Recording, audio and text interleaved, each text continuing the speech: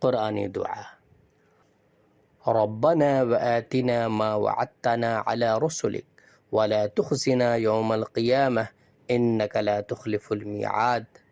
Our Lord, and grant us what you promised us through your messengers, and do not disgrace us on the day of resurrection.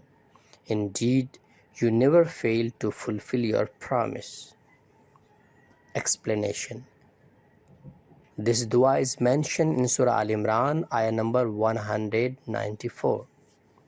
Before this dua in the Quran, it is mentioned that there is a sign in the creation of earth and sky, and in the difference of the day and night for wise people.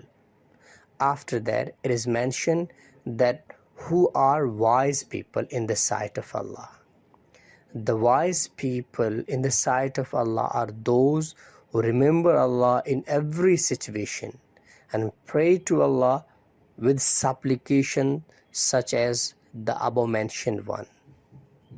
ربنا وآتنا ما وعدتنا على رسلك ولا تخزنا يوم القيامة إنك لا تخلف الميعاد.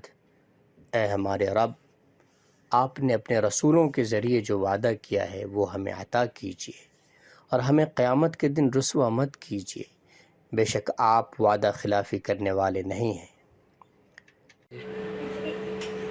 قرآن کریم کی یہ دعا سورہ آل عمران کی آیت نمبر 194 کے اندر مذکور ہے. اس دعا سے پہلے زمین و آسمان کو پیدا کرنے اور دن و رات کے اختلاف میں عقل مندوں کے لیے نشانی ہے، اس کا ذکر ہے. اس کے بعد اس کا ذکر ہے کہ عقل مند لوگ کون ہیں.